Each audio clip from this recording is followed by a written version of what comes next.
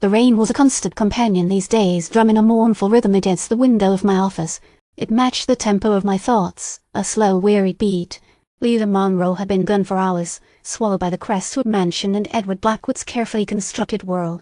I swirled the whiskey in my glass, the amber liquid reflecting the dim light of the lamp.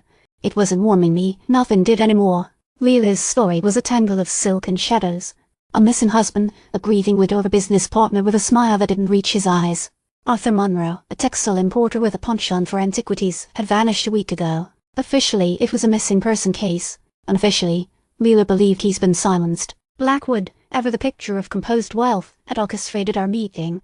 He's presented himself as a concerned friend, offering assistance in finding Arthur, but something about his calm demeanor felt off, too controlled, too calculated. He says Arthur might have stumbled onto something dangerous, and told by Sal DeMarco, my perpetually nervous messenger, relaying Blackwood's words from earlier that evening. Sal looks like he hasn't slept in a week, his eyes ringed with dark circles, his hands trembling. Dangerous how? I'd asked him, the question tasting like ash in my mouth. Mister, Blackwood didn't elaborate, just said it was best if I didn't. That was Blackwood's way, a whisper of fear, followed by a wall of silence. He's paid me a substantial sum to investigate, a sum that felt increasingly tainted. I felt the familiar tug of moral fatigue, another case blurring the line between right and wrong. The pottery fragment, warehouse number 7. Those were the threads Lila had desperately clutched onto. A shard of ancient Egyptian pottery, discovered amidst muddy crates in a warehouse seemingly devoted to textiles. Lila insisted it was connected to Arthur's dealings, a piece of a larger puzzle. He was obsessed with the Eye of Ra collection, she's confided earlier, her voice barely a tremor. He believed there was more than just pottery, something valuable. I'd visited the warehouse. The air hung thick with the smell of damp earth and despair. The mud was recent, disturbed. Someone had been there, searching for something, or burying something.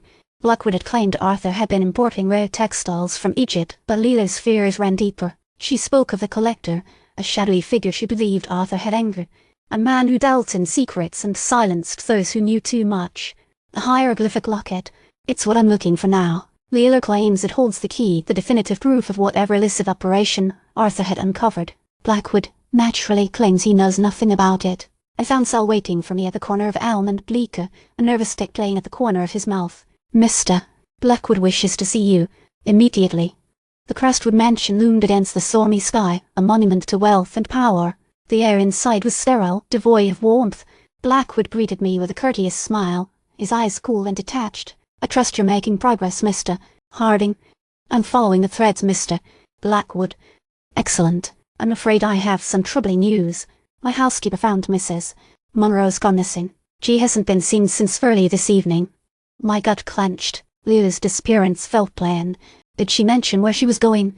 Blackwood smiled and faltered. No. She simply left a note saying she needed some air. A rather impulsive decision, I thought. Impulsive, or fleeing. The thought hung heavy in the air. I noticed a dark stain on Blackwood's impeccably tailored suit, a subtle discoloration near the cuff. It looked suspiciously like dried blood. Mr. Blackwood, I said, my voice low and steady. That's rather unsightly saying. His composure cracked for the first time, a flicker of something unreadable passing through his eyes. He glanced down at his cuff, then quickly smoothed it with a practiced movement. A mishap, he murmured. A clumsy valet. I didn't believe him. I hadn't believed much of what he's told me. I've seen too much deceit in this city, inhaled too much of its bitter air. I left the Crestwood mansion, the rain plastering my hair to my forehead. Sal waited for me in the shadows, his face pale and drawn. Mister, Blackwood wants to see you again tomorrow, he whispered. Tell them I'm busy, I replied, my voice hardened. I've had enough of Blackwood's games. Enough of the lies and the shadows.